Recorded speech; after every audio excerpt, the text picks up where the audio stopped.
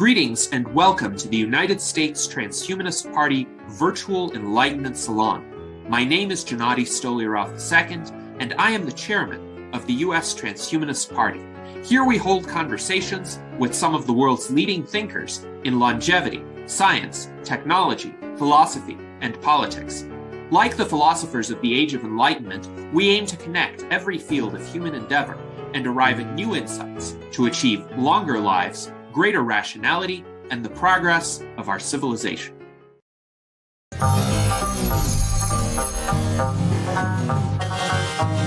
Aging is a natural process, but it's a process which hurts our health and well-being.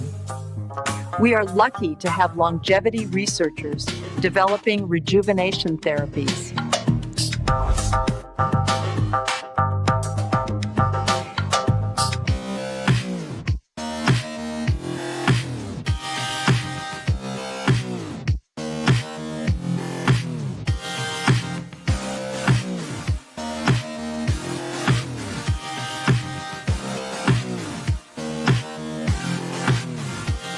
Welcome to TransVision 2025.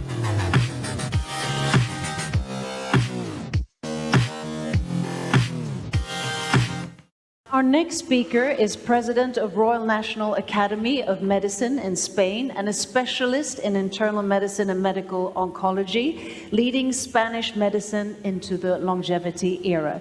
And he's truly had many prestigious positions during his career, one that also includes being appointed by the Spanish Ministry of Health as head of the Comprehensive Cancer Plan. So please give a warm welcome to Mr. Eduardo Díaz-Rubio. Would you like to hear? Yeah. Would you like a mic? Good evening. First of all, I would like to thank the organizer, José Luis Cordero and Maria Cordón, for inviting me to participate in this very interesting meeting. This is really an honor for me. I would like also to congratulate José Luis Cordero and David Wood for the success of their book, The Death of Death. Because it's a bestseller in several continents. I don't know how many editions they have, but anyway, it is very remarkable. Okay.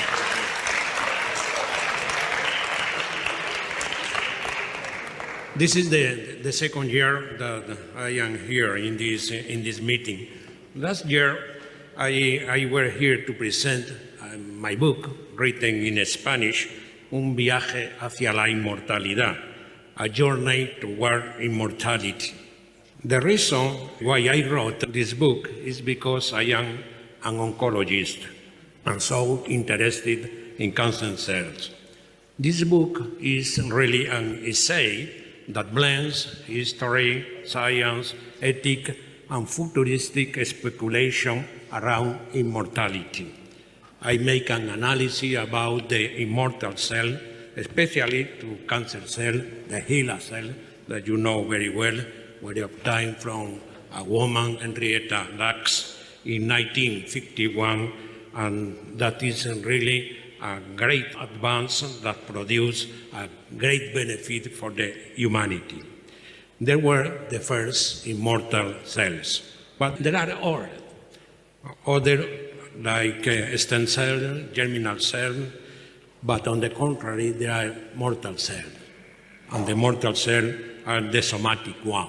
In this book, I open also the door to the senescence, the cloning, cellular reprogramming, genetic edition, etc., with the clear objective, the approach, the longevity.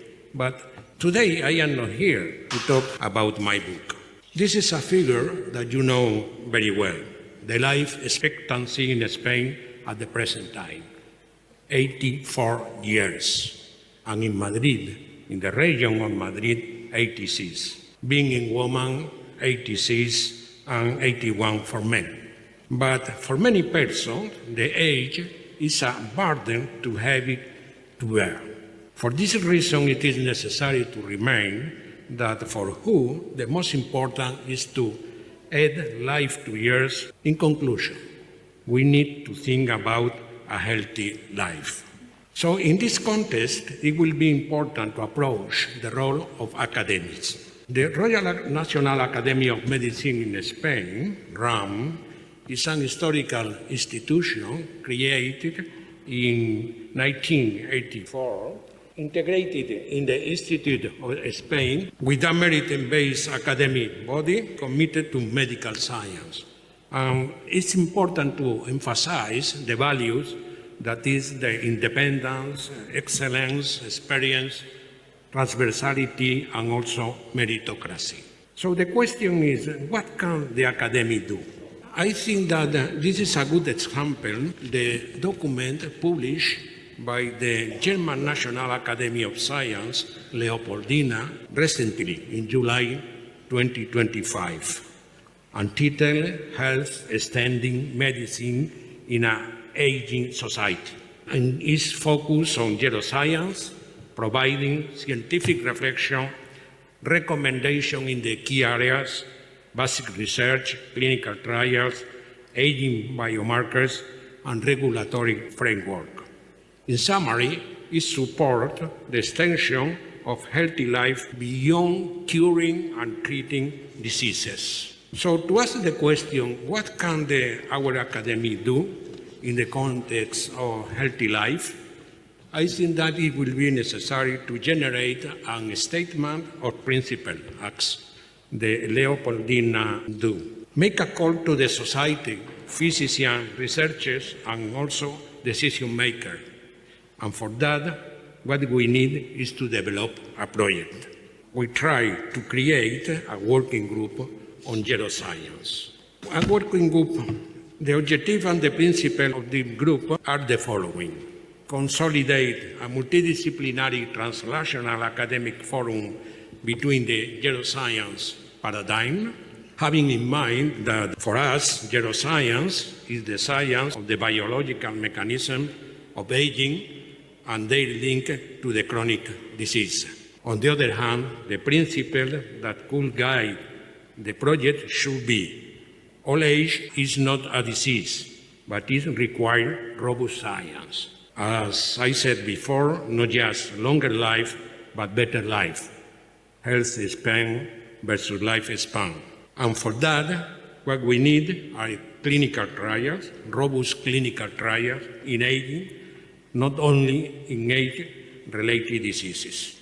And of course, integrate molecular biology, clinical medicine, artificial intelligence, and public health. With this objective and principle, the project should be able to develop the following action. First of all, establish a roadmap for 2026 to 2030, create a working group with internal and external members, excellent members, experts, no more than 8-12 experts, and hold the first academic workshop, Science and Health in the second half of life.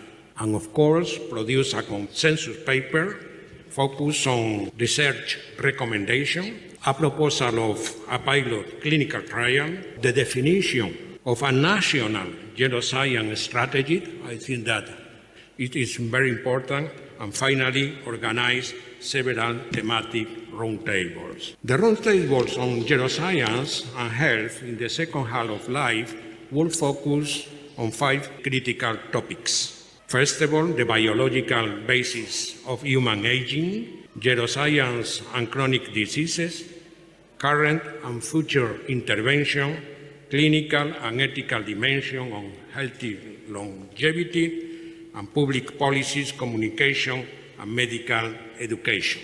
There are the 5 roundtables I mentioned before. The first one, biological basis of human age, signaling pathway, epigenetic proteostasis and cellular senescence, animal model and translation to humans. The second one will analyze the relationship between aging and cancer, diabetes, cardiovascular disease, neurodegeneration, and other.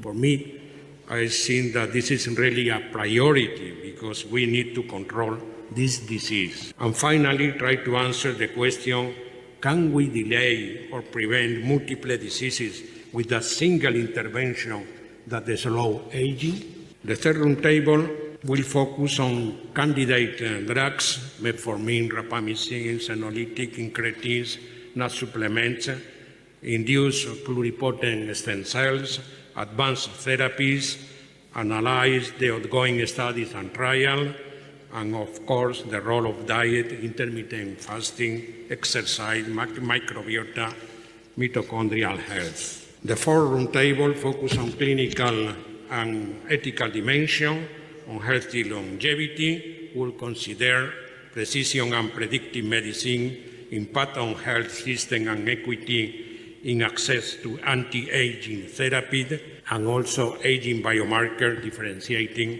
by biological from chronological age. And finally, the fifth roundtable will be dedicated to public policies, communication, and medical education, training physicians in gerontoscience, the role of academic institutions in shaping a new vision of aging, and also implications for the longevity economy. In the final part, I would like to address a very sensitive but fundamental issue for the development of this project, the challenge and barriers. And in relation to that, it is important to have the commitment of the institution, its academic members, and also all the external experts. Most important is to get enough funding, drawing on national and European public funds, foundation, and companies with the aim of holding working group meeting, organizing roundtable, and produce document. And for that, I think that it will be necessary to have a project manager in gerontoscience. As conclusion, I would like to state Spain needs a national strategy on gerontoscience. And our academic can lead this project with independence, objectivity, and scientific excellence. The goal is not to just to live longer, but to live better in good health. But remember that at present time, this remains a project that requires approval and consolidation by the academic body. And finally, let me to emphasize 4 principles we cannot renounce: scientific rigor and independence, multidisciplinary collaboration, orientation toward impact on patient and society, and open science and transparency. To finish, I would like to remind you a phrase that, in my opinion, must remain in our minds. This phrase was written by Alvin Toffler, a sociologist, writer, and futurist, in his book, Future Shock, written in 1917, where he said, "The illiterate of the 21st century will not be those who cannot read or write, but those who cannot learn and relearn." Thank you very much for your attention.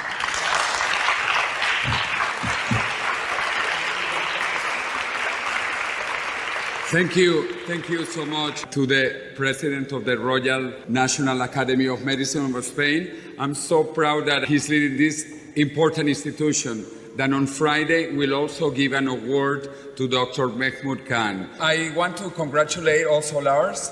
I love this report. Can we distribute it to the people here and to the Mayor of Madrid who is coming tomorrow?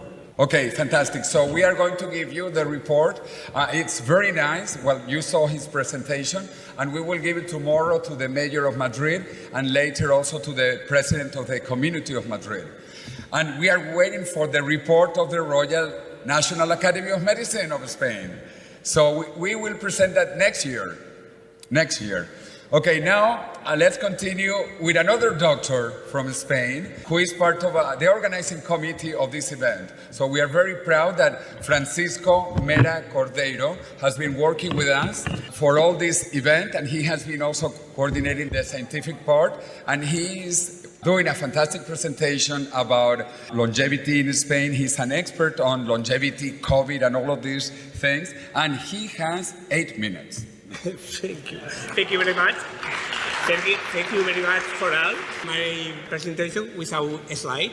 And I'm going to split my experience and personal experience, like clinical practice and the research. The first, good afternoon, everyone. Today is a very special day for me. it has now been a year since we began the exciting task of collaborating of the organization of this event, dreaming of the moment we will be here together. My sincere gratitude to the authorities present for their support and endorsement. Thank you very much al Ilustre Colegio de Médicos de Madrid, especially to the Doctora María Cordón, to the media and the press for amplifying these ideas that can change the world, to the companies and investors whose commitments vital to turning science into reality, to the brilliant community of scientists and researchers who, with their daily work, are building the future of the longevity. And of course, to the general public, to all of you who, with your curiosity, energy, and presence give meaning to the gathering, welcome to TransVision 2025 Madrid. But there is one thank you that deserves a very special mention. I want to give thanks to José Luis Cordero, his tireless role in leading the revolution for the unique vision that of an engineer who analyzes the system of life and humanity's who understands its profound meaning, has been and continues to be our compass. José Luis, your holistic vision inspired us all. Thank you for guiding us. In our precision unit, we have developed a comprehensive approach that moves beyond theoretical models to clinical implementation. We employ epigenetics testing to determine biological age of our patients. So DNA methylation using microbiome, mitochondrial function to access the cellular energy function, conduct comprehensive microbiome analysis and scan technology for real-time measurement of mineral status and toxic heavy accumulation. By analyzing data for all domains, we create a personalized therapy for our patients.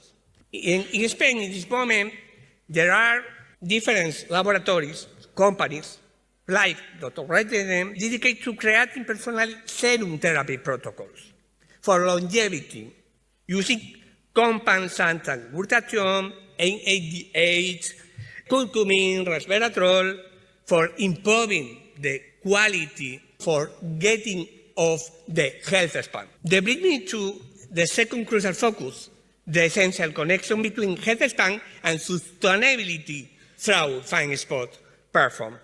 Fine sport represents a revolutionary approach by connecting through that ecosystem all participants, earth, fauna, flora, and humans. Data intelligence means AC for sustainability is not just a slogan.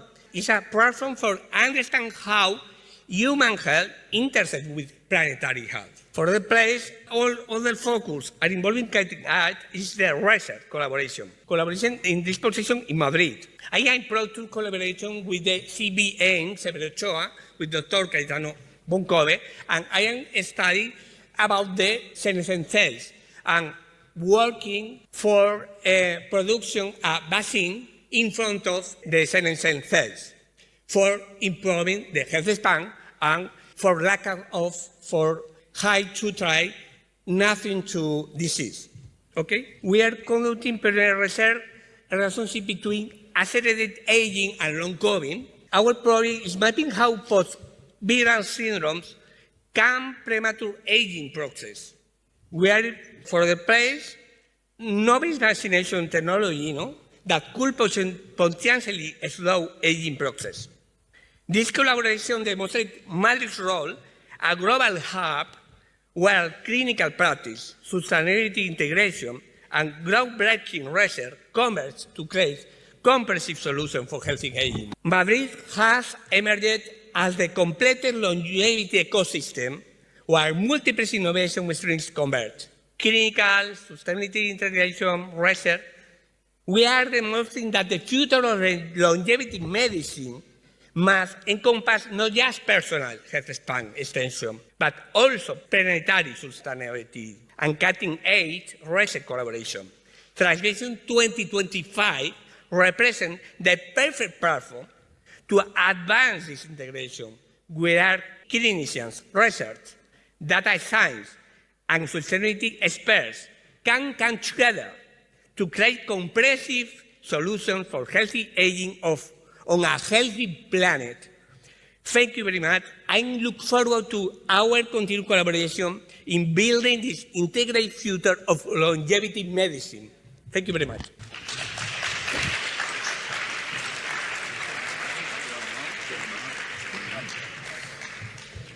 Well, we have been working together, so I am so happy that Francisco talked about that. Really, really fantastic. By the way, I forgot to say something. In Madrid, we say, from Madrid to heaven. De Madrid al cielo. From Madrid to heaven. Remember that? Yes, thank you. Okay. Now we are ready. We are going to introduce George Church. And for that, we have, of course, our fantastic Master of Ceremony, Sabine von Gafke. Our next keynote speaker is nothing more than a true legend when it comes to genomics and biotechnology. His innovations since back in the early 1980s have contributed to nearly all the next generation DNA sequencing methods and companies. In addition to his lab work on chip DNA synthesis, gene editing, and stem cells engineering. And this has all really resulted in foundational application-based companies spanning fields all through longevity and also medical diagnosis. From CRISPR to synthetic biology, Professor George Church's work has really reshaped what is possible in science. And Professor George Church couldn't be here physically, but we are so happy to have him here virtually. So, Mr. George Church, I hand over the word to you. A warm welcome to TransVision Longevity Summit here in Madrid. It's a real pleasure to be at this TransVision 2025 in Madrid. I'm going to be talking about what we call ML squared for multiplex libraries plus AI machine learning. In particular, and applying that to 4 different kinds of therapies: protein, gene, cell, and organ therapies. And I'm going to try to do this in 20 minutes, so there's 10 minutes for Q&A. This is Longevity Day, October 1st, and I have many thank yous along the way, but in particular, at the bottom here is Personal Genome Project. Almost all the human subjects research, all the human tissues and genomes were from the Personal Genome Project, and it's your project. You can use it. It's freely available for commercial use if you want, international use, it's fully consented. And here's my financial conflict of interest in the lower right. It's a website. Okay, so I'm going to quickly go through how we developed analytic and synthetic tools, which you can think of as diagnostics and therapeutics.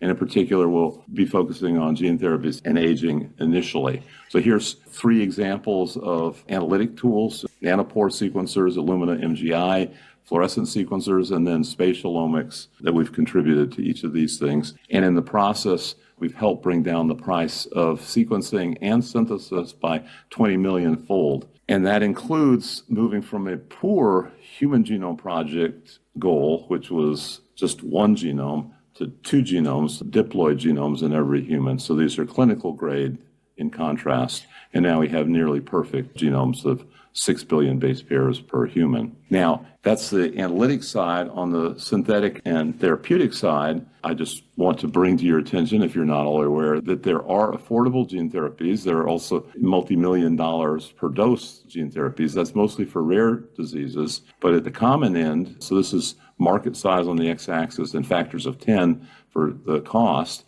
it plummets down to about $30 a dose. If you can get it to something like these COVID vaccines were all formulated as gene therapies, and hence 6 billion people benefited from them, and the price could come down. I think that's going to be true for both pandemics and anything that involves aging reversal. And in addition to affordability, which is important to us, we also want to have rapid feedback on the approval process for use in humans. And we have 2 really hopeful recent things. One was I was just alluding to was the COVID gene therapy type formulation, which was a brand new formulation, got an 11-month FDA approval, which is quite a bit better than the old days of 10 years. And then baby KJ went from a diagnosis, a whole genome sequence when he was born, to 7 months later having a cure, which has a name. The name of the drug actually has his name built into it, KJ, and the name of the editor, ABE, A-base editor, is a type of CRISPR that Musunura and Kieran and his colleagues published in New England Journal of Medicine. Anyway, I think that the gene therapies have this possibility of doing things inexpensively and with rapid approval. Now, we wanted to apply that to aging, and we didn't want to make any assumptions about biomarkers and so forth. We wanted to look at actual diseases of aging, age-related disease. Now, the age-related disease is going to kill 90% of us, so it affects almost every disease. But we wanted those that were considered really characteristic of aging. We wanted to cure several different diseases at once to show that we were really getting at the core of aging. So we started with 48 gene therapies here in the upper right, and then focused in on 3 of them in various combinations. So the 3 that we picked were abbreviated A, T, and F for alpha-klotho, TGF-beta receptor, and FGF21. And they're color-coded, and they're in this diagram, this cartoon of going from extracellular at the top through the bilayer to the cellular signaling to nuclear and mitochondrial components, all of which have impact. These are specifically aimed at aging signaling pathways.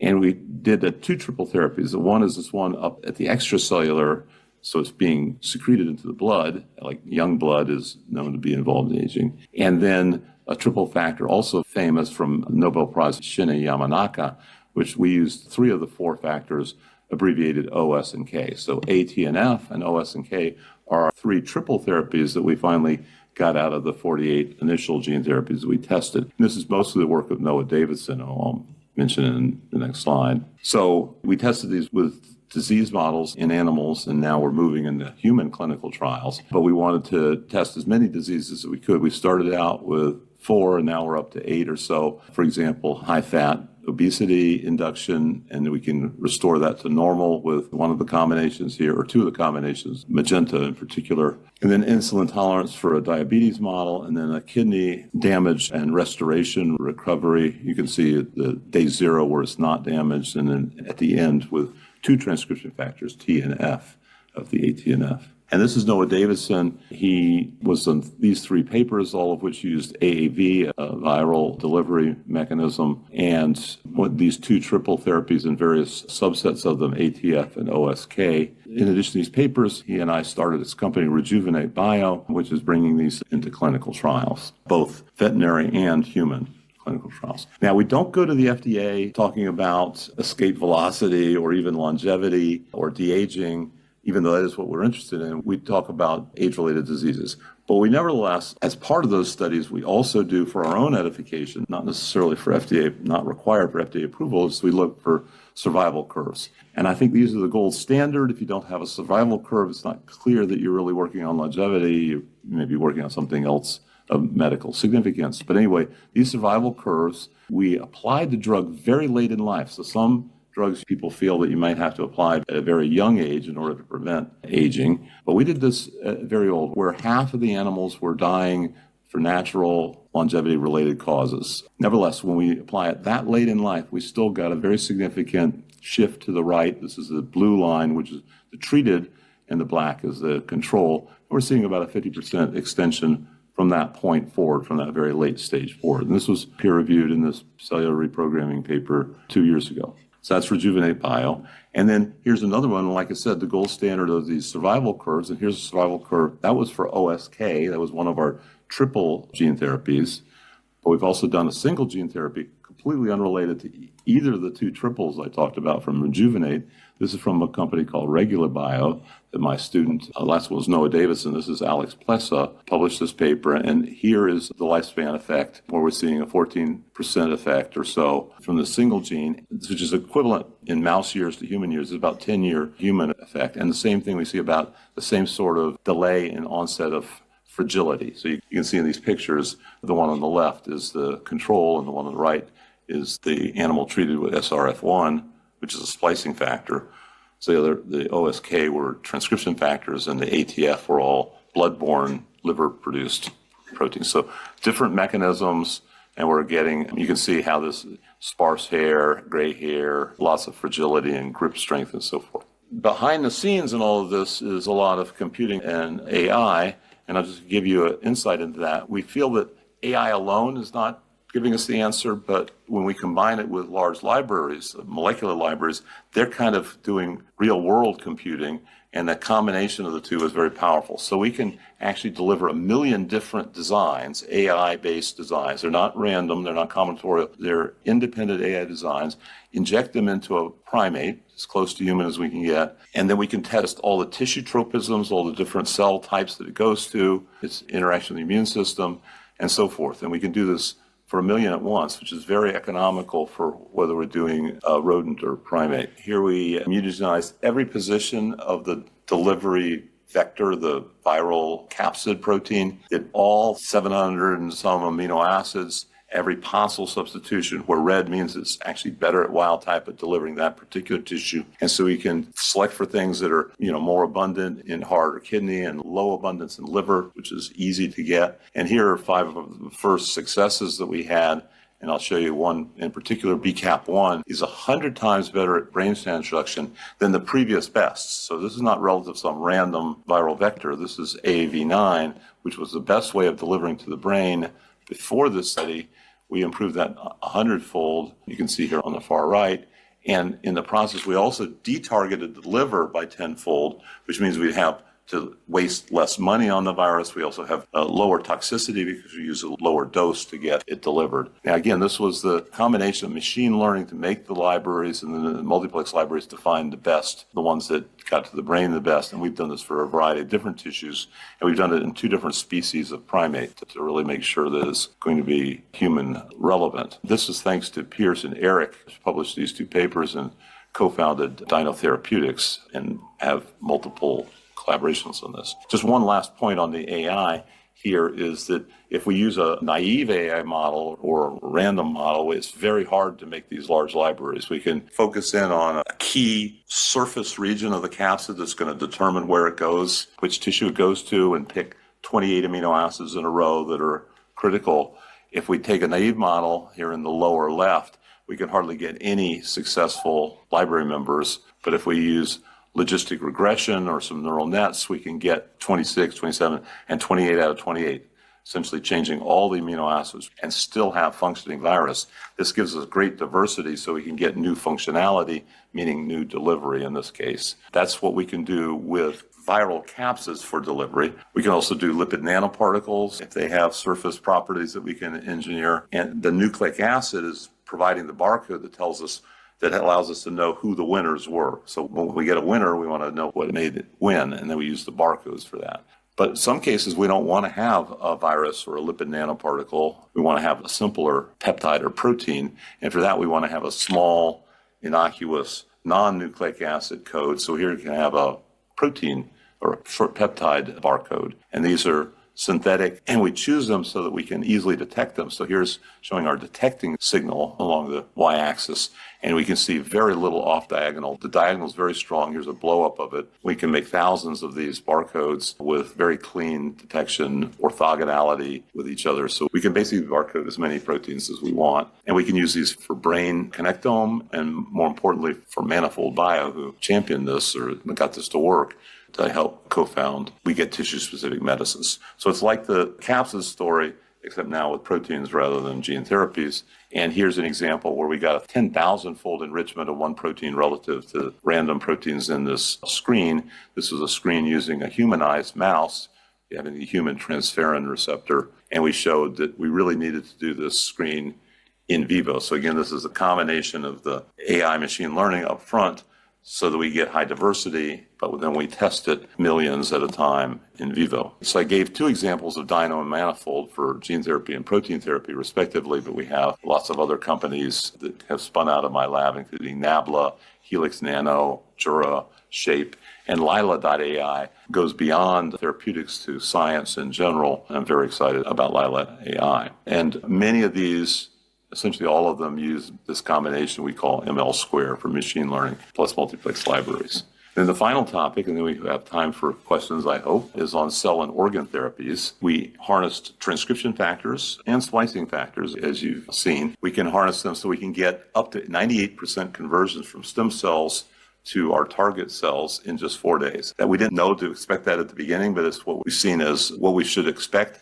And if we're not getting that, then we probably haven't worked hard enough to get the right recipe. We have now 300 different recipes to get different cell types, and we use RNA readouts, such as the one here, where we can just classify them broadly as endothelial neurons or fibroblasts, and then we can do subcategorize each of those for there's different endothelial and neurons depending on different parts of the body. And so we have these 300 recipes, and then a couple of them are making it now toward clinical trials. Here's an example of one where we have a recipe for making oligodendrocyte precursor cells. These oligodendrocytes wrap myelin around the axons to make rapid neural transmission that you have in your white matter. And this is what's demyelinated in autoimmune diseases like multiple sclerosis. We want to remyelinate it, but we don't want it to succumb to another round of autoimmune degradation. So we supplied them not only with this ability to remyelinate, but also production of cytokines which prevent the autoimmune attack. So these are, in a certain sense, super cells. They're better than the original cells. So we're not just doing a transplant. We're actually making an enhanced part of the brain. Now, the white matter makes about 40% of your brain. So this is a pretty important thing to be getting control of. And autoimmunity resistance is related to tolerance, which we've developed for transplants in general, and you'll see that in a moment. A second tissue type, so this is a oligodendrocyte tissue type with GC Therapeutics, and then two other companies that came from two of my graduate students here, Christian Kram and Merrick Smela, Gamito and Ovell, are trying to make either mature oocytes in the IVF clinics or make eggs from scratch. The first of these, the maturation, is now the first iPS-based therapy to be FDA approved, and it's now in phase 3 clinical trials. So this is looking very promising. It allows us to reduce the number of hormone shots from dozens by a factor of 3 and reduce the price by a factor of 3 as well. And then finally, so those were tissue types derived from human stem cells, but to get organs, we haven't yet, no one has made really large organs like kidney, heart, liver, and so forth. And so to do that, we need a full developmental system that's as close to human as is feasible. And so we chose pigs, in part because a number of groups before us saw the value of pigs being close physiologically and anatomically in size and so forth. And our first one is kidneys, but we're also doing liver and heart. But for kidneys, we have hundreds of thousands of people on dialysis. It's a very unpleasant experience. You're limited geographically where you can go. And also there's a brain fog that many of them experience. It's just the toxicity is not completely alleviated by the dialysis. We had a series of papers here, largely spearheaded by Mike Luhan Yang, who is a graduate student and a postdoc and a co-founder of eGenesis with me. We had to do 3 knockouts and 7 knock-ins, that is to say 7 transgenes that humanize the pig for all sorts of blood complement factors, blood clotting, innate immunity,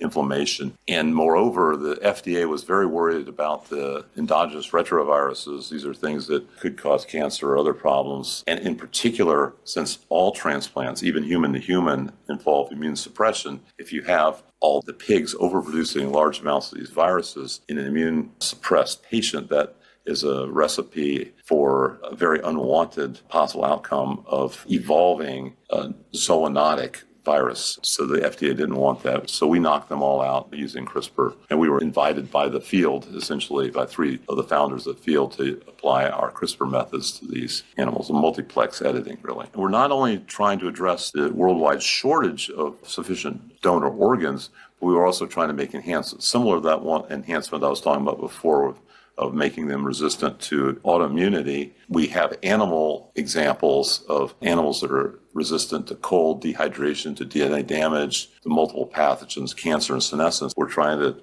transfer these into the pig germline so that we can get better and better organs that are will be better than anything you could get from humans. So, for example, here's a list of, dozens of human-specific pathogens which our pigs are not susceptible to. We'd like to extend this list to include all pathogens, but we're not there yet. This is a video of our longest xenotransplant so far. This is this 69 edited pig kidney. You can see the MGH surgeons transplanting it into Tim Andrews. And then we have a second patient. So Tim was in January, so he's 8 months. And then Bill Stewart, another New Hampshire man, was transferred in June. And they're both off dialysis and very happy about it. And I just want to open it up for questions and thank everybody. Again, thank the Personal Genome Project, which was the inspiration and the source of the cells and the data for a lot of the human experiments. And then this is some lab alumni. So thank you.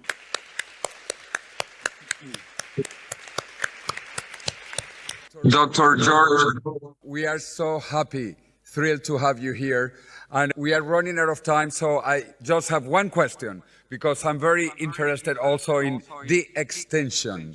The extinction. You worked on the dire wolf, now the dodo, next the mammoth. What is the potential of those technologies for longevity? Yes, so that project, the Colossal Project, is an excellent testbed for developing our developmental biology tools, and aging is a component of developmental biology. It's an epigenetic program where rodents die about a year and bowhead whales live for 200 years. So it's genetics and epigenetics, and we're getting a lot of insight into that, into rescuing endangered species and other things that we're doing at Colossal. Also, they're funding some of the work that we're doing on new reproductive technologies I talked about and multiplex editing, which I think is going to be key for all of the gene therapies that we're talking about. We're using in combinations and various sorts. That's, you can think of it as multiplex gene therapies.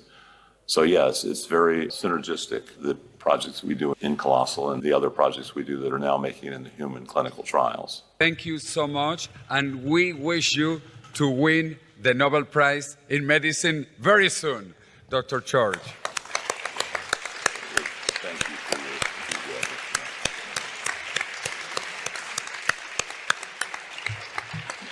So our next keynote speaker is an experienced, knowledgeable, and well-versed doctor in the longevity sphere. Dr. Andrea Maier is a physician scientist, a longevity doctor, and founding president of the Healthy Longevity Medicine Society, and also founder of Chi Longevity. And her work in Singapore and globally is focused on bringing aging biology into clinical practice, really transforming longevity from theory into medical reality. Please give it up for Andrea Maier.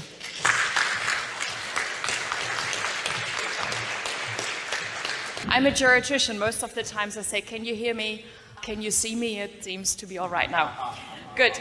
Thank you so much for being here. Wonderful building. Jose, thank you so much. I think you asked me 3 times, and then I said, okay, I cannot neglect you anymore. I have to come. And I'm really honored to be here. You're really a magic figure, the star in this space, and not that you want to be that star in the end, but. And you said that I do non-political comments. I think, as Aubrey, I learned it, I think, from the best, and that's Aubrey de Grey, to be sometimes not political. Sometimes I can be political, so I can also serve you in that way. But anyway, we are going from mice to humans, and I would love to tell you a little bit where we are in the space of precision geromedicine. Hands up, who knows what precision geromedicine is? Okay, a couple. Who knows what healthy longevity medicine is? Okay.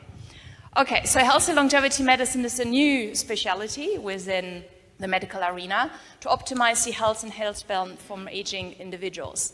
And I used the term with many of other colleagues for 5 years now, and we were calling ourselves healthy longevity medicine physicians. And I always got the question, Andrea, don't you have a Latin word? Like, it's not sexy enough, it's not attractive enough. And so we said, okay, I had a good glass of wine with Guido Kromer in lovely Paris, and we said, okay, we have to change the wording. And we came up with precision geromedicine. Why is this, I think, a good term? Because everybody knows what precision medicine is. That's a new arena of medicine. So now we are putting gero in front of it. And gero is aging or age, depends on which school you have, and hence it's precision aging medicine. And hopefully we will attract many more, and also the FDA and the EMA, with this new term. I have a couple of disclosures. I'm quite proud to be the founding president of the Healthy Longevity Medicine Society. I also think that all of us here should be a member of the Biomarkers of Aging Consortium, and I'm also quite proud to be involved in the Academy for Health and Lifespan Research. This is, at least in theory, what we are doing at this moment in time, and in a couple of countries we are already doing that, and it's a framework. How do we bring all the knowledge of neuroscience into human studies, into clinical practice, and then into public health?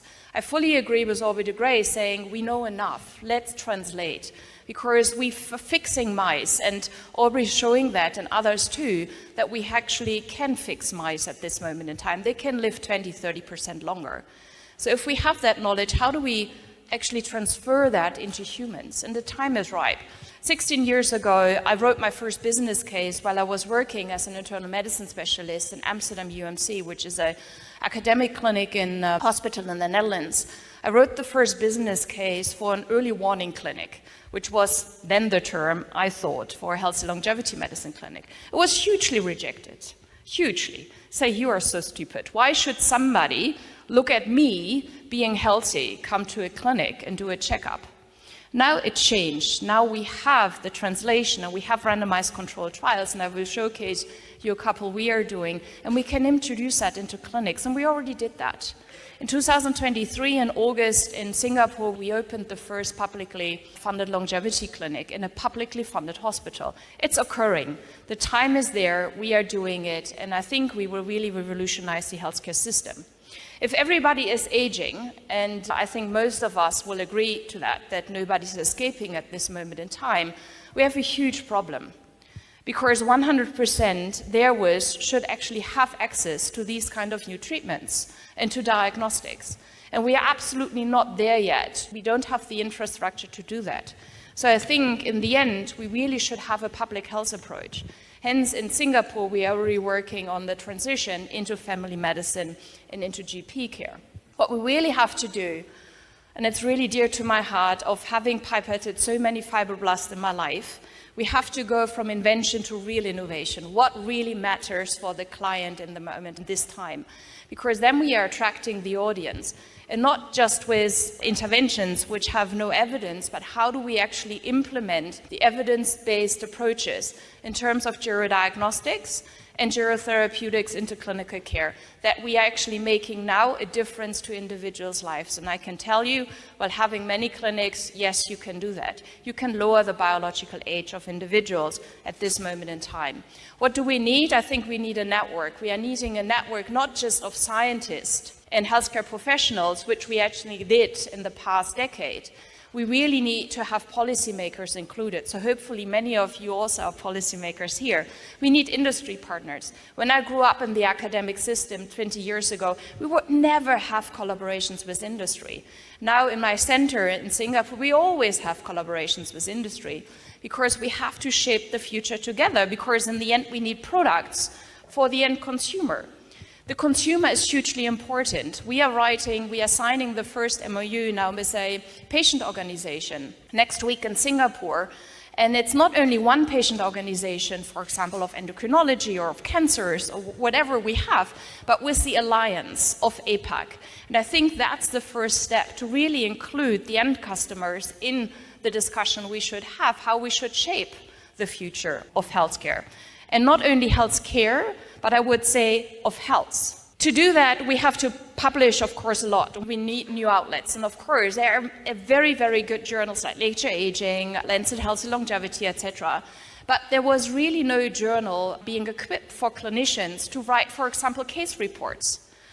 I learn every day in my clinical practice, and because I see individuals, and it's the NS1 approach. What I learned as an epidemiologist and from randomized controlled trials very often does not apply to my NS1 patient.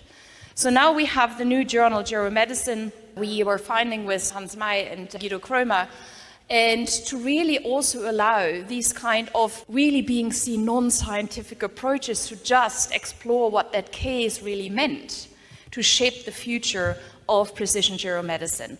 And a lovely article which might be interesting for you is the vocabulary of geromedicine, so the gero vocabulary, where we really can understand how do we define at this moment in time, which can change, of course, but at least it's on paper, gerodiagnostics and gerotherapeutics. We are launching next week the NUS Academy for Healthy Longevity, the trial center. We're already running trials for now years. However, we now have dedicated space, a huge trial center with the lab, with imaging facilities, everything to the highest standard at the NUS in Singapore. And you see that we not only do clinical research, but we also do clinical implementation. We have healthy longevity medicine clinics aligned to that, and we have now a network that also clinics send us their samples. What's very dear to my heart is education. How can we build an infrastructure to serve 100% of the population if nobody is trained? I always called myself a healthy longevity medicine physician. I think I'm totally wrong, and I'm not using that word anymore, and also not using precision geromedicine physician, because we even have not defined what that is. And there really the Healthy Longevity Medicine Society kicks in because we are defining it. But we have to educate. We have to educate youngsters. We are not attractive yet for the students. We are not in the high schools yet to really showcase what we could do and actually showcases that they understand why their parents are aging. So hence we have a talent incubator in Singapore. We have intensive courses. We all are CME accredited. We are building the master at the moment. We have executive courses, and the education programs and the training are running very well. And we have many educators now in the field, and hopefully we will replicate that in other countries. This is just an example that you should have fun while creating a new specialty. This is our Healthy Longevity Talent Incubator. If you have youngsters in your companies or in your universities, in your clinics, please send them to us. Go to our website and you will find how to apply for the Talent Incubator. And that incubators, we have 40 most talented people around the globe we are selecting quite heavily. We are bringing 40 to Singapore for 2 weeks of a boot camp, and we did that now for a couple of years, and then they are forming alumni classes. And very often they are now around the globe, and they're forming that very, very strong network of having the basis of geromedicine and geroscience, and now helping each other and really form the next generation of talents. This is an important paper I would like to draw your attention to. It's now published for a couple of months, where actually we looked at the hallmarks of aging and we described how that could actually help to bring it into the geromedicine arena, to couple this with age-related diseases. And this paper, From Geroscience to Geromedicine, it's called, we really describe how the next generation of physicians should be trained, what kind of trials we need, what kind of regulatory actions we should actually have. And here we describe it's right. It's the right time now to act, to bring geromedicine to flourishing. And we are doing that since a couple of years in Singapore, and this is our framework.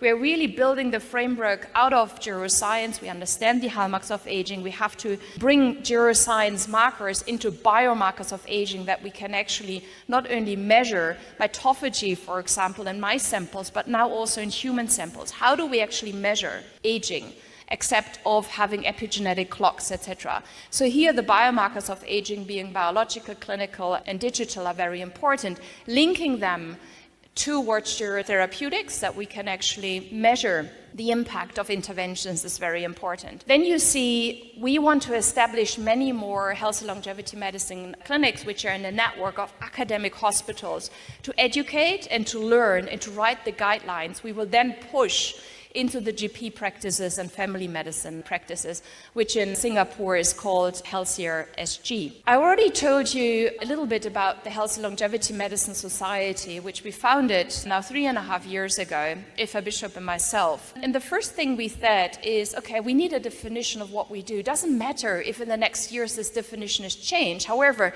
now we have to have one voice being strong.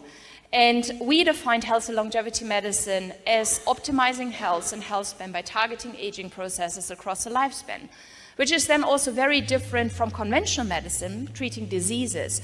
It's very different from preventative medicine, which is very often based on the layer of annual health screenings. So we are targeting aging process, and we have to understand how we measure it and how we antagonize it. And very importantly, is we are not excluding anybody. We're only excluding, at the moment, children, because we do not yet understand, I think, the biology of aging and development to the point that we can translate that into clinical practice.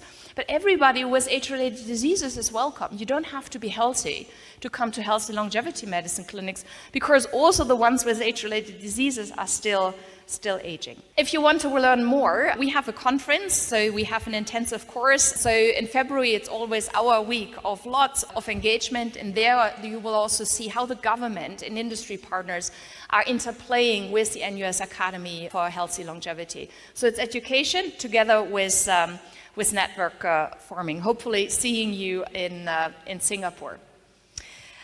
I want to touch a little bit on biomarkers of aging and then a couple of trials we are doing that and still being in time. And I will only showcase you either studies which are not yet published or which have been published recently. This is an important slide I always show. We have to matchmake diagnostics with therapeutics. I think longevity clinics who just have an a la carte menu, this is the therapeutics you can get in our clinics, are not longevity clinics. If a patient is coming or a person is coming to my clinic and say, I want chemotherapy, I as a physician will never give chemotherapy if that person has no cancer. And I think it's so logic. Why should I get a stem cell therapy without any diagnostics? And that's happening at this moment in time in the longevity field. So that's the reason why we are really advocating diagnose what the pace of aging is, have good biomarkers, and then link that based on the origin of the physiology or pathophysiology to an intervention, and then measure again and measure what the outcome is. Steve Horvath already showed you this very nice slide. I think it's really a hallmark paper in Cell 2023, where we defined what the biomarkers of aging are: molecular, physiological, and digital. We clinicians always say it's biological, clinical, and digital. Does not matter. It's the same content. And here you see that we forgot one thing, and that's actually the genome. We included the microbiome, epigenome, proteomics, and all omics approaches, but we very often were not talking about genes. Hence, we were defining in a different paper, which was published in Nature Medicine 2024, gerogenes and gerosuppressors, to really guide clinicians what kind of genes to measure in the field of geromedicine.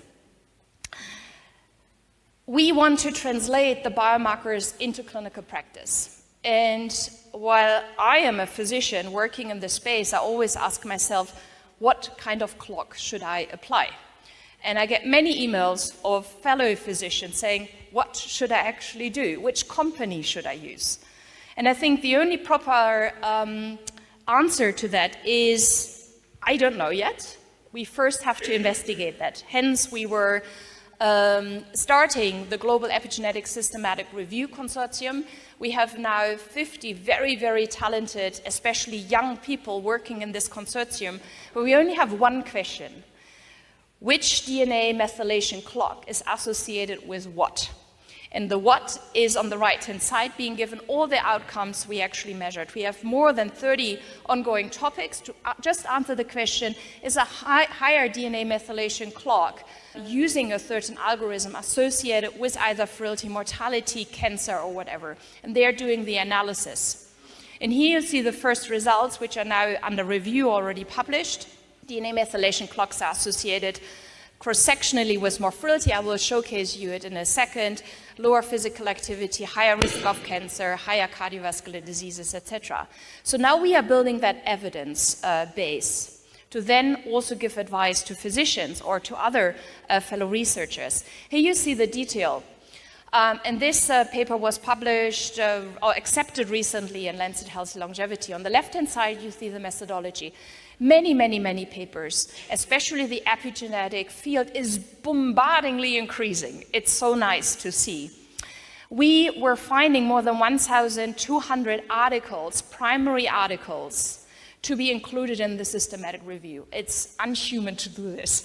None of the students will ever do that. So we have AI machines also helping us, but we had to segment actually the association studies into segments. And therewith we have the association with the cardiovascular system, with frailty, etc. And here I'm showcasing you DNA methylation clocks associations with frailty. There is, so we included 12 studies, so not really many at all yet. And on the right-hand side, you see the meta-analysis. And what we were able to find is that cross-sectionally, DNA methylation clocks, the pheno-age, the grim-age, and the pace of aging are associated with frailty. But this is cross-sectionally. If we are looking longitudinally, it's a little bit different. First of all, the number of studies are even smaller. The number of individuals are not as high, and what we were able to see that only the grim age, and I think Steve Forward will be very, very happy with that, is associated longitudinally with the incidence of frailty, whereas the other ones were either non-significant or really went to the other direction even. So grim age seems to be the best one. So, but should I now say everybody should measure grim age? And of course, nobody should listen to me. We should form consortia to really build that agreement. Therefore, the Healthy Longevity Medicine Society came together with the Biomarkers of Aging Consortium, and we were forming that consortium to really write the guidelines for clinicians and advise them what to do. You see the individuals here listed being included. Many of them are also in this room. And we were writing the first standard if epigenetic clocks measured by DNA methylation should be included into clinical care. Here you see the result. So the summary of all the evidence we found in the literature using proper techniques. And what you can see, most associations are there with the second generation clocks. And Steve Forward already lovely told you yesterday what second generation clocks are. For example, the Grim H2 is one of them. So now we have the standard, and we have the paper is nearly ready to advise clinicians to use at this moment in time the second generation clocks, which are actually trained to predict mortality. But we should not forget other biomarkers of aging. I just show you here biomarkers of female reproductive aging, which was published, I think, a week ago. We very often, clinicians, forget to look either in the mouse, oral health, or think about the male or female reproductive aging. And when we were starting all our trials and we wanted to look at all organ systems and physiological systems, there were no protocols. Hence, we were writing lots of papers in the past years to actually summarize what it is. And this is the latest, a consensus guideline, how to measure female reproductive aging in randomized controlled trials, which could also serve actually longevity clinics to implement it into clinical practice. We also very often, we have no standards actually to do randomized controlled trials and include digital biomarkers of aging. Therefore, the Biomarkers of Aging Consortium was working on a standard, what actually digital biomarkers of aging are. What is the definition of it? And you see it on the left-hand side. But also very importantly, what is already used in clinical trials, not in the longevity space, but really in the cardiovascular, endocrine, etc. space, what we could actually borrow and use for our trials. And you see that summarized on the right-hand side. So I think the time is really ripe not only to use it in clinical practice, all my patients have actually digital devices and we can track them real time, that my healthcare coaches can actually tell patients what to do or not to do or nudge them into certain directions. But we should absolutely not forget to use these digital biomarkers in our trials. And that brings me to my last section. These are the trials which are ongoing. We are recruiting at this moment in time at the NUS Academy. And one of them already finished is the ABLE study, where we are giving alpha-ketoglutarate to 40 to 60-year-olds, which are healthy. But we're also investing in multivitamin minerals. We are doing multimodal interventions now, where we are combining lifestyle interventions together with nutraceuticals and even drugs like GLP-1 receptor agonists or SGLT2 inhibitors. And we also look at how can we matchmake it to the gerodiagnostics, who should we actually include. And we have a consumer survey model, which is the HALO study, and the clinical models, that's the HEAL study, where we already implemented it into clinical care. Just a snapshot about alpha-ketoglutarate. It's a very powerful molecule, or could be a powerful molecule, to actually reshape our epigenetic makeup and outer mitochondrial function, and therewith could influence many of these organs which are depicted here. When we were starting the ABLE study, we said, okay, we want middle-aged individuals, which is our prime target in our trials. And we said, okay, should we include everybody?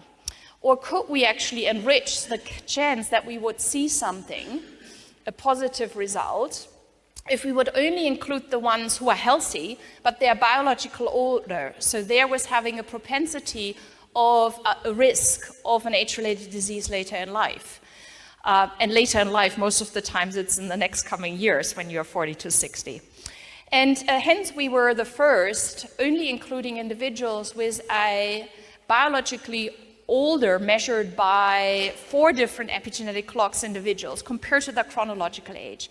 So in the ABLE study, we only included 40 to 60-year-olds with no chronic diseases, but being biologically older, measured by DNA methylation, compared to their chronological age. And we did that because we started 3 years ago now, did that based on 2 first-generation clocks and 2 second-generation clocks, which is also our outcome.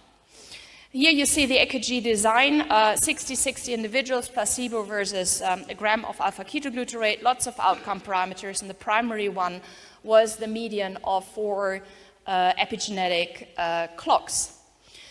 Recruitment is going very well. I got the criticism in the beginning, you will never be able to find biologically older, healthy individuals being 40 to 60. I said, why? Like 50% should be older, at least. And I would say, and hopefully not everybody has age-related diseases, but you can see within a year time we had the recruitment and everybody was happy being in the study. You see here a little bit more the detail of recruitment. You first have to screen the ones being in the trial design phase here. It's really relatively easy to find these individuals 40 to 60 because these are also the ones who want to come to longevity clinics. So in the end, roughly, we included from screening to inclusion 25% of the individuals. And I think that's quite good. I did other studies in my life where I was only able to include 1% or 10% of the individuals. Here you also see that the randomization went quite well. Alpha-ketoglutarate versus placebo. All the measures are the same between the groups. And very importantly, the median DNA age is higher, of course, compared to their chronological age being 50. And there were roughly biologically 54 to 55. Not many adverse events, no dropouts. So also here showcasing that I think we have a highly motivated group of biologically older individuals who really want to make this work. And if there are adverse events, it's the same in both groups. Very good adherence. More than 93% had a pill adherence of at least 80%, which is the characteristic in the trials, which means that it went well, and it's the same in the placebo versus the control arm. Here you see the main result. It worked a little bit. So we took individuals and they took 6 months of 1 gram of alpha-ketoglutarate, and we did the responder analysis. And what you can see in the upper panel is that we had many, many more responders in the EKG group compared to the placebo group, defined as at least 1.5 years of biological age reduction, using again the same markers while being in the EKG group. It really worked well in individuals who were already weller, who had at least, for example, 6,000 steps a day. So here we see really that finding the right individuals of the right needs for the right intervention is of utmost importance. Unfortunately, all our secondary outcome parameters are not different between the groups. So if we are looking at cognition, or we are looking at muscle strength or muscle mass or endurance, we measured all the organ systems. There were no significant differences. However, biologically, on molecular level, we see it, but not on clinical level, which means either we have to give higher dosages or we have to treat individuals for longer. So recruitment is feasible, limited adverse events. It works on biological level, and secondary outcomes are not there.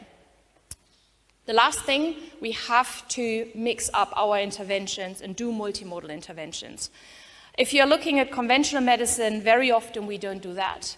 I'm a geriatrician, hence all my patients have many drugs, and all the drug interventions and possible interactions have never been studied. I think we have to be smarter and better. And the first time that we are doing that in our group is in our X-Prize study, Prometheus, where we are including, following the X-Prize alignment, 50 to 80-year-old, which can have age-related diseases. And what we have chosen, we are doing a foundational intervention, looking at sleep, dietary intervention, soy protein, we are giving creatine, we are giving fucoidin, and we are giving exercise with exergaming next to that. And then based on the ageotype of individuals, we are adding either drugs, you're seeing them on the right-hand side, or end nutraceuticals, other nutraceuticals like NMN and fucoidin, etc. And the primary outcomes is being given by the X-Prize.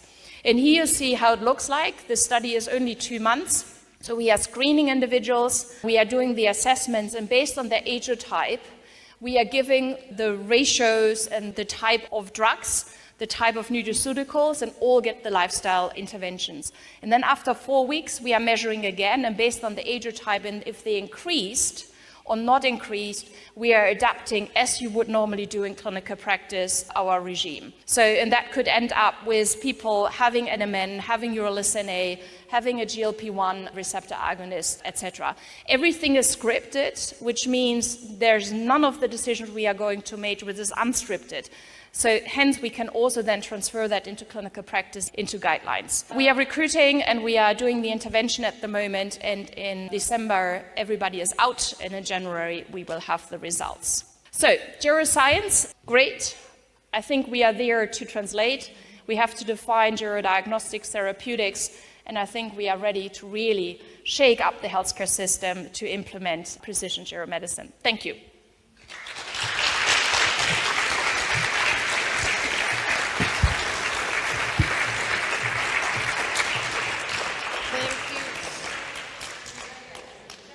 The lovely lady in blue. Could we put on the mic, please? Thank you, Andrea, very much for that great presentation. I just want to know, you worked on that paper, on the Viadrina paper for the German government. Yes. And I want to know, in that paper, you, the first time ever, you mentioned aging as a disease for the German government, and to make sure that they understand that concept. Yeah. To reach the pulses. And that's a great approach. And I really want to know what do you think? How big are the chances? In Singapore, everybody is aware of what you are doing, and you get a lot of funding and a lot of support. But unfortunately, I don't see that in Germany, and I don't see that in Europe. So what do you think, how long does it take that they understand as well that this is necessary, what you're doing?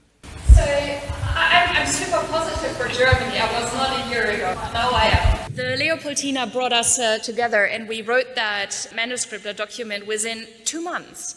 And there's lots of attention with the media. I was recently in Halle, like 3 weeks ago, and 2 deans of medical schools approached me, and this is in Berlin, and that's in Halle. We want healthy longevity medicine clinics. So they are now, right now, implementing it not only into their curriculum, but also they already have space to implement it. So it's hugely changing. I'm with governments at the moment in Germany. I think due to my origin, having a German passport, they now are hugely focusing on it. So Germany, I would say, compared to other countries, is absolutely at the forefront in Europe. So no, it's sums up. Germany got it. Germany is at the forefront of Europe. Any more questions? Seize the momentum. Did Stephen? Yeah? Did we have a mic? Or you have a loud voice? You're close to us. Yeah, I think your efforts for promoting geromedicine are really remarkable. I really love the work of human clinical trials as opposed to mice. Could you comment on when will we find out the results about fucoidin supplementation? Okay, so the question is, when do we hear about fucoidin? So fucoidin, brown seaweed, is in our oceans, and we know that Japanese people live longer, hence we think a third-6 activator might actually help for humans. We are recruiting, at this moment in time, we have the first participants in there. We are only doing that in 50 to 80-year-old males, being peripheral, because we know from studies in mice that especially it worked in peripheral mice compared to younger mice. So we are translating that at the moment. In 6 months' time, you will have the results. Thank you so much. Please give it up for Andrea Maier.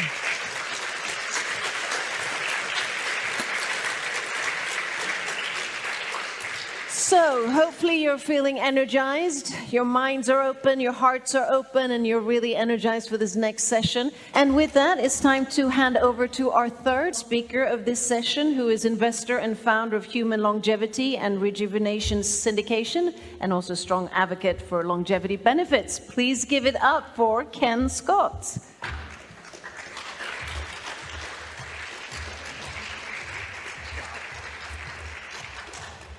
Okay, so Jose and this organization are very much into immortality, and I'm going to talk this morning about therapies that I think will help us achieve that immortality. I think of it as a road that stretches way out there to the horizon, and we're all on that road, and that road starts with our birth, or perhaps, if you prefer, our conception. And where's the next stop, the next signpost on that road? I suggest it's probably out there 80 years. That's sort of our expected life expectancy. And so I ask a question, and I can't see the audience, but I wonder how many here have completed 80 turns around the sun. Can I get a show of hands? Can somebody tell me how many? Is it just Helga? Helga and me? Perhaps.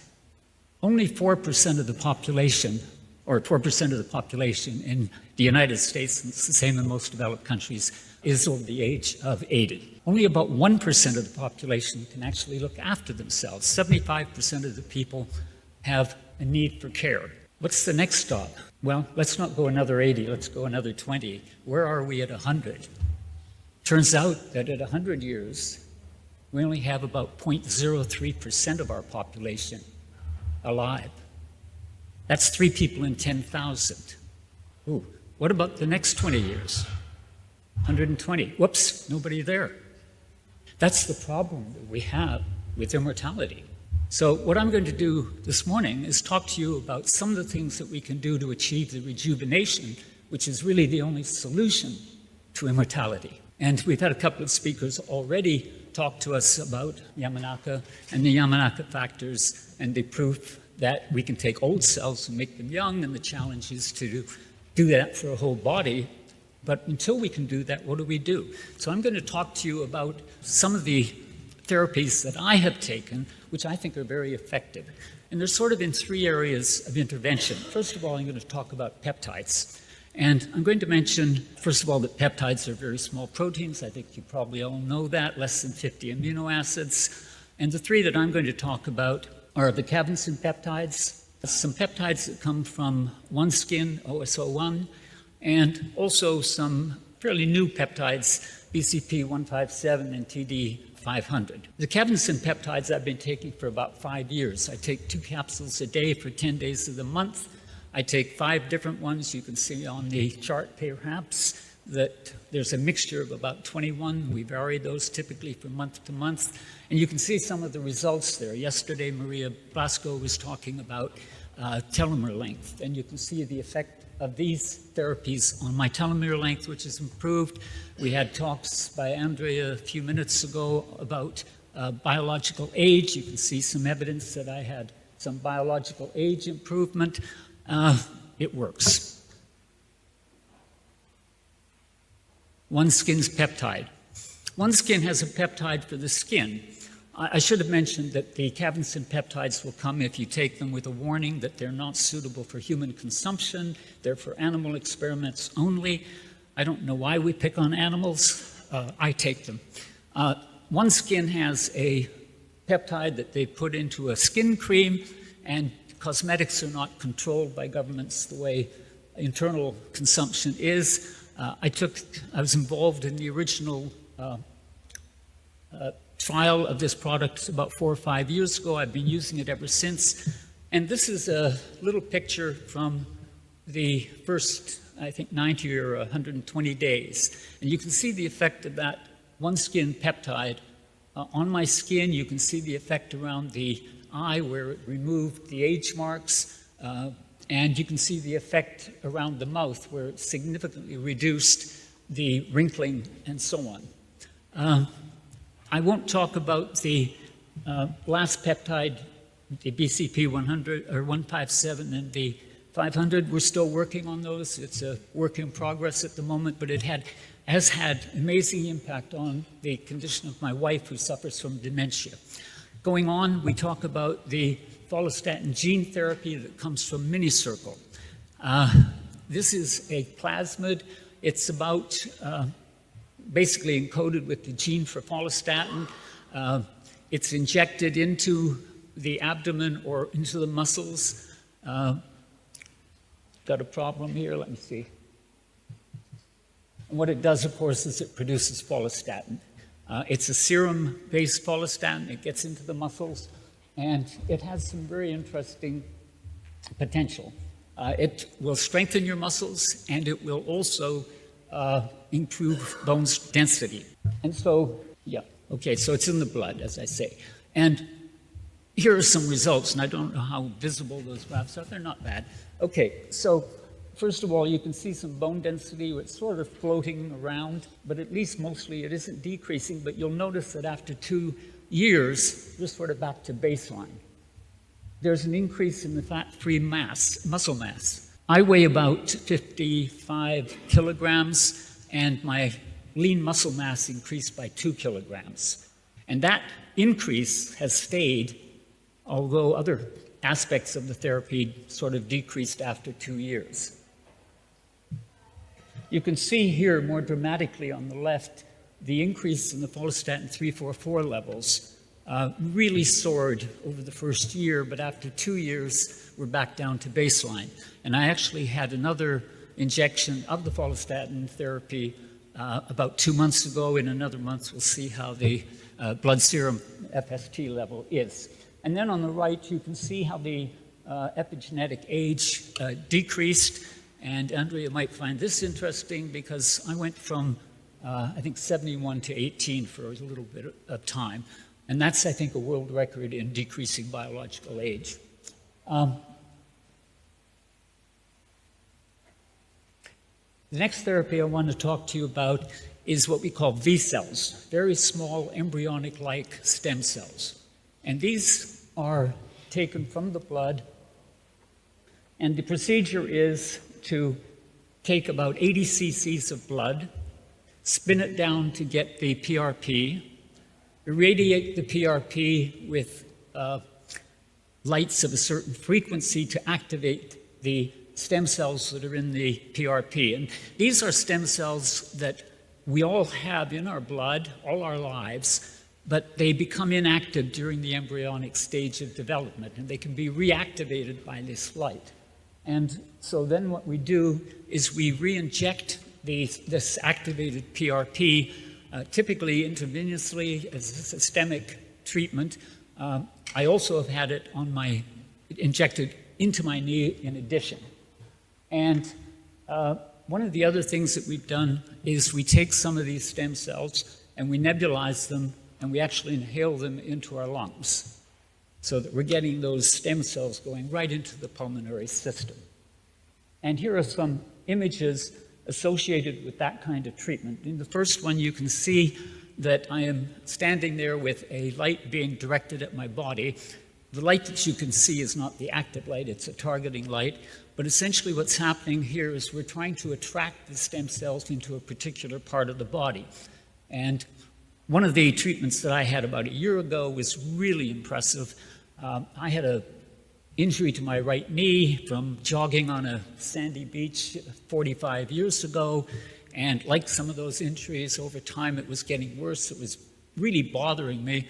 And so we did this treatment and we targeted my knee. And 4 days later, it was back to normal.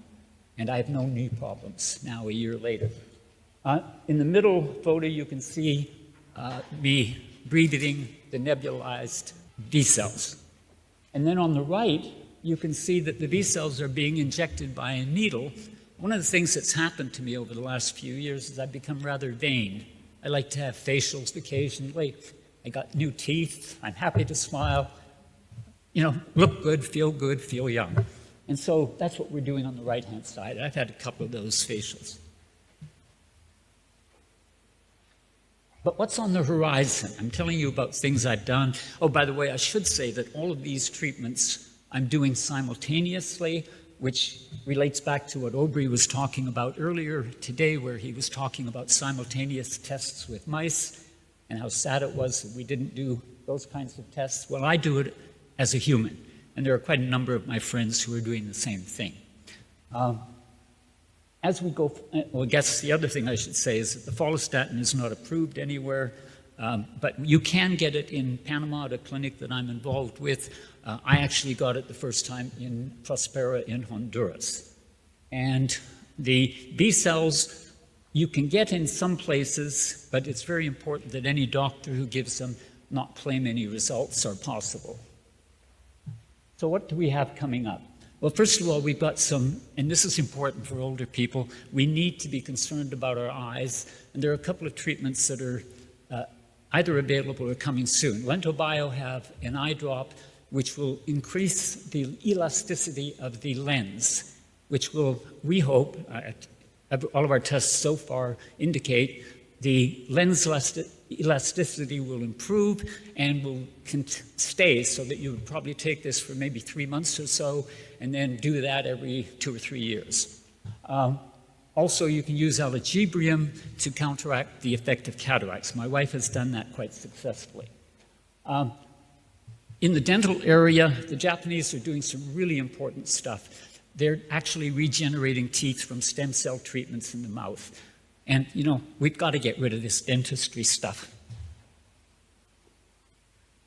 For atherosclerosis, Cyclarity is doing human trials, clinical trials at the moment in Australia, and Repair Biotechnology, who have an enzyme that will catabolize atherosclerotic plaque, probably will do those tests in the next 3 to 6 months. I will be one of the first recipients. We've got a new mix of gene therapy coming out from Triple Helix. It will be a combination of follistatin, Clotho, and SIRT1. It will be delivered by an AAV vector. I will probably get that, as Helga will, sometime in the next 3 months.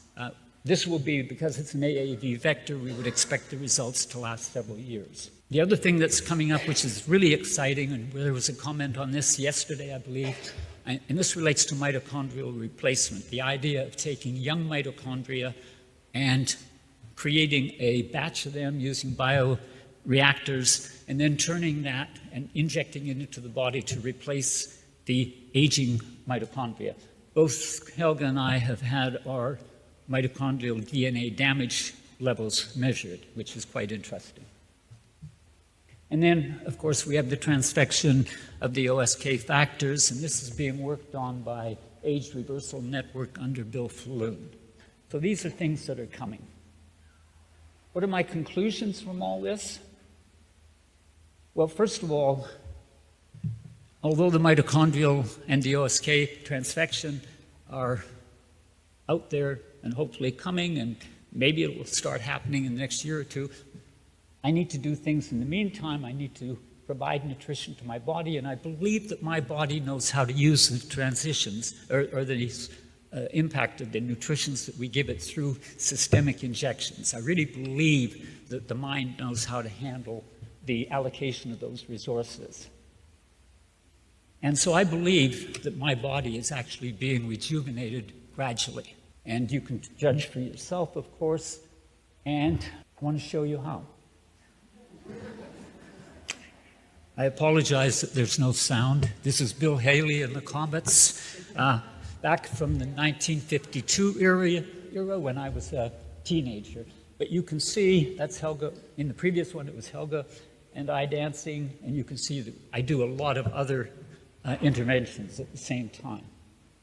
Now, I think, and I go back to Aubrey's comments a few minutes earlier, where he was saying that you're interested not only in numbers, but you're interested in how does the specimen look, and how does the specimen act? And I believe this demonstrates that I am, in fact, rejuvenating. And that rejuvenation presumably qualifies me for the X Prize. And going on from that, you might say, well, who is this crazy old guy who does all these therapies that are not approved by this, that, or the other government, and who goes anywhere to do it? So let me just tell you a little bit about myself. So in the longevity field, we've seen in recent years quite a massive increase in the number of longevity experts, okay? And so I don't have a PhD in bio. I'm a mathematician by training.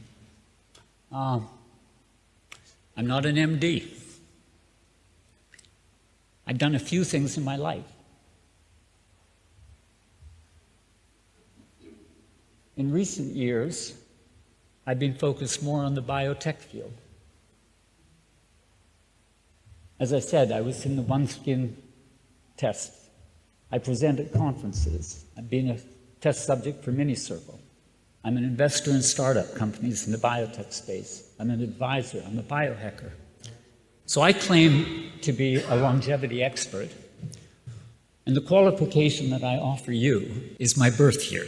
And if you've got experts talking to you who are half my age, don't take it too seriously.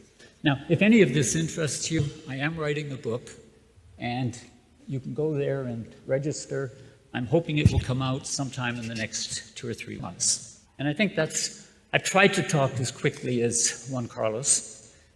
I knew I couldn't present this in Spanish at anywhere near that speed, and I was told I had to be very careful about not exceeding my 15 minutes. So there we are.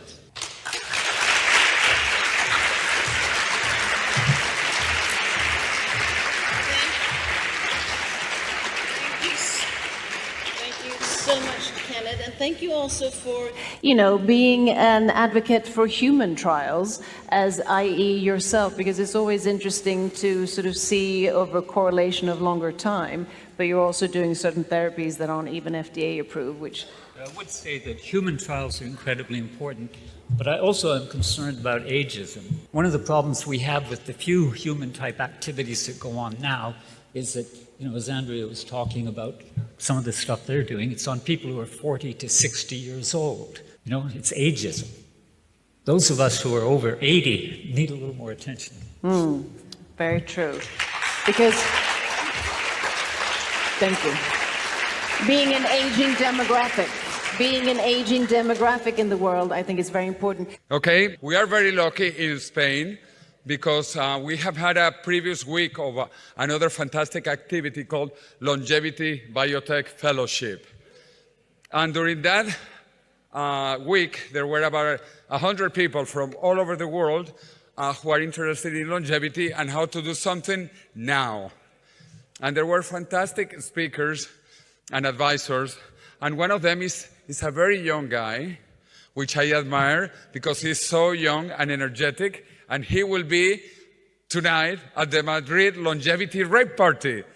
I actually know his father also, but Dylan is the new generation, and Dylan Livingston, who lives now in the Washington area, he's doing the best lobby ever in the planet. He's lobbying for the government of the USA to open up its mind and to begin looking into longevity as an opportunity for investment, for growth, and for health. Because I like to say, health is wealth. And so with that, I truly want to invite Dylan Livingston to present about his incredible advancements in science.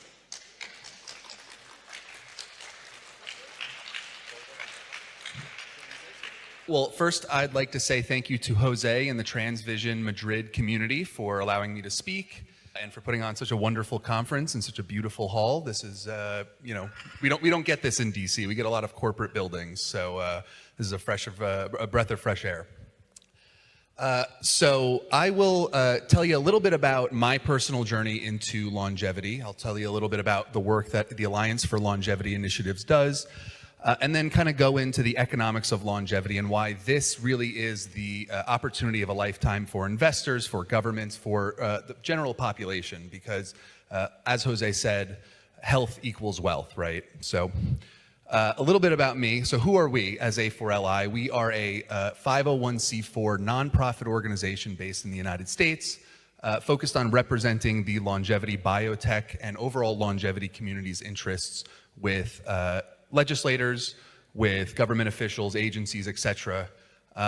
We were established in 2022. I can't believe it's already been 3 years. Time is flying.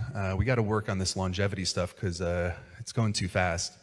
Our mission is to advance legislation that extends healthy lifespan on Capitol Hill via advancements in longevity biotech, via advancements in sensible solutions to Medicare and health insurance and the entire kit and caboodle. But my personal interest here is in longevity biotech. So that's where we do a lot of our work and that's where we focus.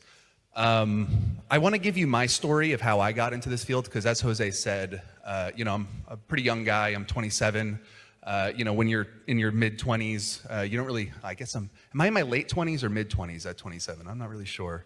But in your 20s, you don't really think about longevity too much. And when I talk to my friends from college and high school, they kind of look confused when I talk about my interest in the longevity space. So I'm going to tell you my background. And I think that's a very important thing to convey, for all of you to convey to people you talk to about this space. I got interested in the longevity space when I was about 13 years old. My father, who Jose also knows, is an investor in next generation technologies. And he was driving me to school one day, and he pulled up a video and he said, "Look at this guy I met at this conference. This guy is outstanding." I think you might know who this guy is. He's got a very long beard. I think he spoke earlier today. Kind of looks like a wizard. His name is Aubrey de Grey, and he was talking about the quest to defeat aging. And as a 13-year-old, you kind of look at him and you say, wow, well, what's this guy up to? I want to know more about what he's thinking about. But you don't really think about aging at 13 years old, right? It's more of like this distant thing. You don't really have the cognitive abilities to even comprehend what it means to age. Fast forward a couple years, I kind of buried that whole world in my mind, and then COVID hit, and I think the ravages of aging were very apparent to all of us. I'm sure everybody in this room probably had someone that they knew that were afflicted by COVID, probably of an advanced age, and that kind of changed my thinking about life. It changed the way I looked at the future. It changed the way I looked at politics and health and life in general.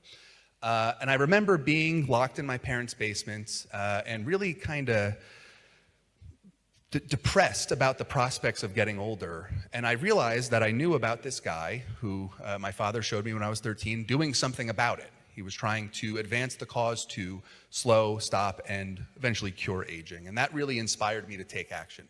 At the same time, I was working in politics. I was working for the Democratic National Committee. And I eventually went on to work for Joe Biden's campaign in Pennsylvania.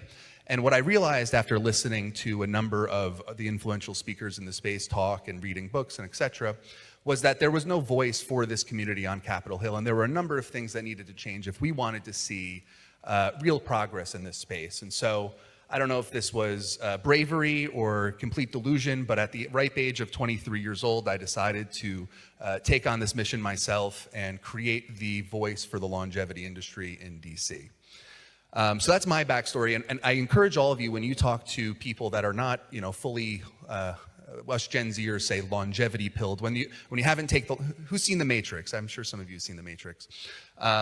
For people that haven't taken the longevity pill, I think it's important to lead with your backstory, because this is a very personal issue for all of us. And at the end of the day, we're doing this not only for ourselves, but for the people that we love. And we want to convey that to as many people as possible, because this is the greatest humanitarian mission of all time. The Alliance for so that's my backstory. After I made this realization, I went on to create the Alliance for Longevity Initiatives. We've been around, as you can see, for about 3 years now. I have another slide about this, but I'll kind of go into it now and kind of talk about some of the things that we've done over the last 3 years. The first thing we did as an organization is we established a congressional caucus in the House of Representatives, so a special interest group in the House of Representatives, to advocate on behalf of the longevity industry. And so I'm very proud to say, I like to pat myself on the back for this. It's a bipartisan group of lawmakers. You know, you go to Washington, you tell me what other things are bipartisan, you know, nothing, right? But the quest to live healthier and longer is one that brings people together, and that's very touching and you know, encouraging to see. We also passed a series of laws in Montana. So I don't know how many of you are familiar with that small state in the middle of the country in the US, but Montana, that expands eligibility under the Right to Try Act. So Right to Try was a law that was passed in 2017 by the Trump administration that allows patients with terminal illnesses to try therapeutics that haven't been fully approved by FDA. That is a great law. It's a no-brainer, right? If you are on your deathbed, you obviously should be able to try and exhaust every option and avenue to make yourself healthy again. But that doesn't fully jive, in my mind, with the longevity industry's and community's mission here, right? We want to be preventative and proactive with our health. And so what the laws that we passed do are open up eligibility under this Right to Try law to healthy patients as well.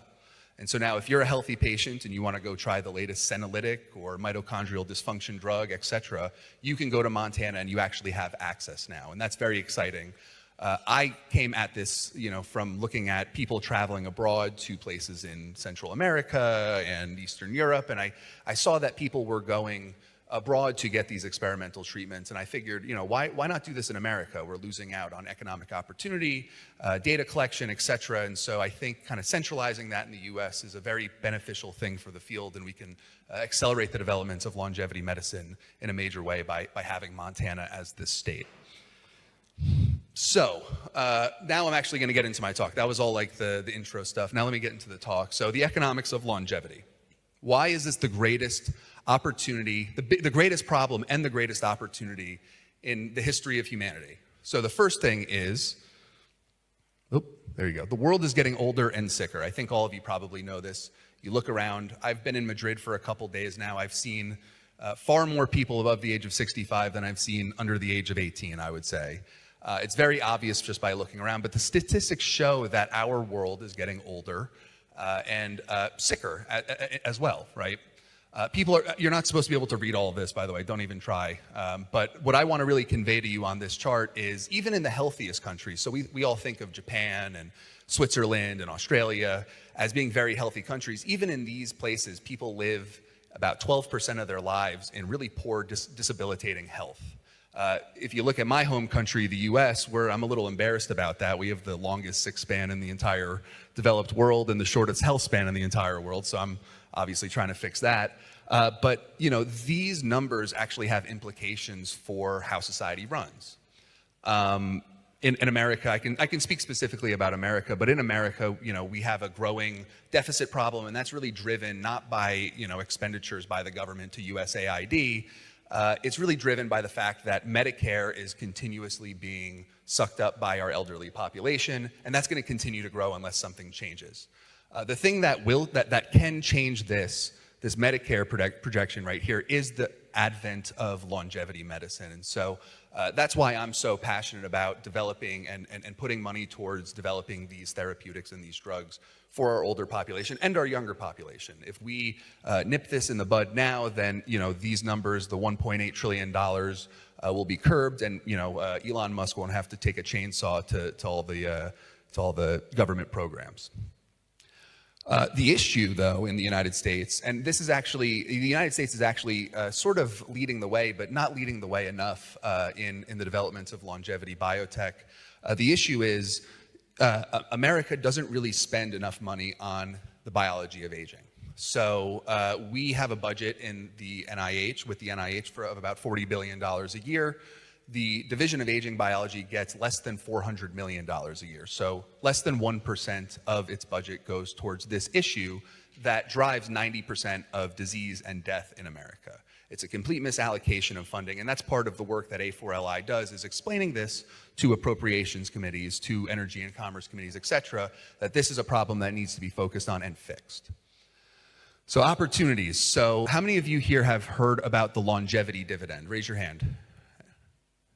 Not that many. Are you just being shy or, okay, I don't know. But the longevity dividend, if you're in the longevity field, this is something that you should be very aware of because this is, in my opinion, the most compelling economic argument for the longevity industry. There have been a number of studies over the past couple of years showing what the implications would be if we extended healthy lifespan in our population, and what would that mean for our economic value. Like I said, there's a number of them. They don't show exactly what I'm showing you here, but this is my favorite economic analysis of the longevity dividend. This was done by Andrew Scott and David Sinclair, who I'm sure all of you know. And it showed that even 1 year of healthy life extension in a population would equal $37 trillion of GDP gains. $37 trillion is about 110% of what the US economy is right now. And, you know, that's just for 1 year, right? So if you kind of scale it up, they show that if we can increase the average healthy life expectancy by 10 years, then we gain potentially several hundreds of trillions of dollars in GDP gains. And where does that come from? Obviously, it comes from, people being more productive, right? If you are not sick, then you can contribute to society in a more meaningful way. You can work, you're economically productive, but then you're also contributing to society by going out and spending money and increasing GDP gains that way. On the flip side, I was talking before about Medicare, we're not spending as much if people are healthy on keeping people alive in a sick state, right? So this is where the economic analysis comes from, and it's very compelling, especially when I go talk to politicians. This is the thing that they care about the most. They like the moral aspect of it. I like the moral aspect. We all want to live healthier longer, but they care about getting reelected. They care about, showing that their specific constituent district is doing a good job and job opportunities, et cetera. And so this is the thing that really resonates the most with politicians. And if you ever speak to a politician, I highly recommend bringing up the longevity dividend. And so this is another slide here. I basically just said all this, so I guess I can skip.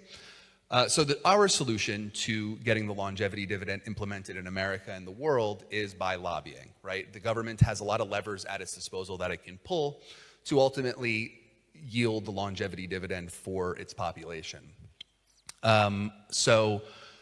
Right here, you'll see, I gave some back of the napkin math here on what other industries spend on their lobbying efforts and the returns that they get.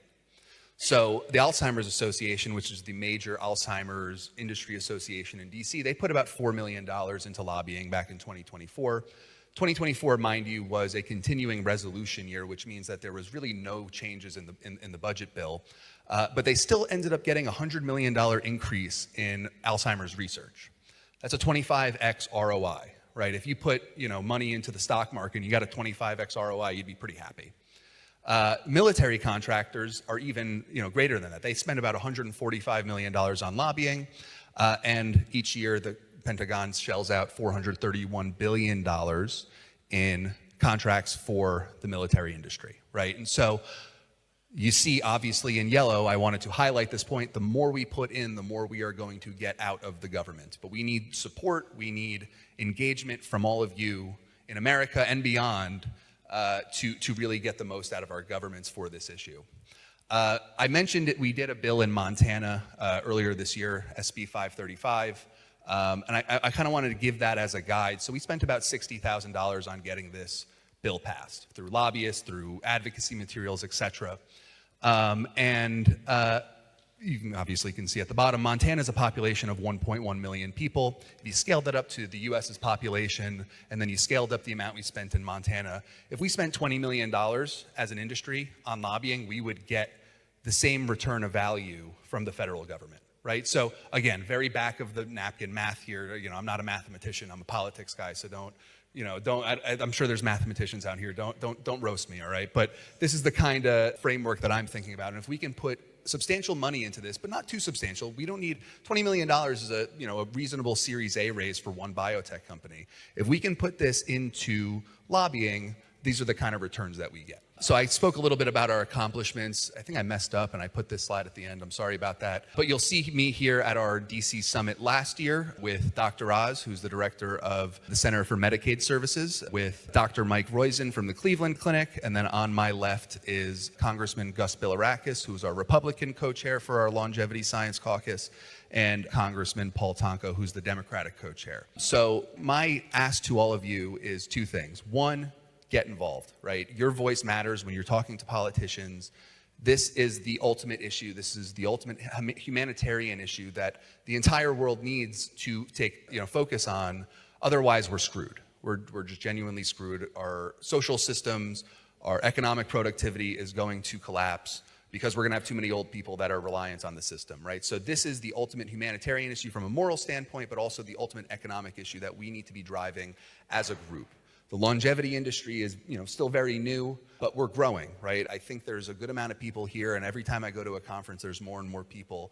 And so talk to your friends, talk to your politicians, talk to people with power, because this really matters. And then the second thing, my second ask for you is get involved with us at A4LI. We need your support. Like I said, I don't know if we'll be able to raise $20 million here, but if we want to get, a reasonable return from the government, we need to raise money, spend it on lobbyists, spend it on policy development, and actually, come together as a community to push this forward. So I guess that's it. That's all. Is that good, Jose? All right, perfect. Thank you. Thank you, everybody.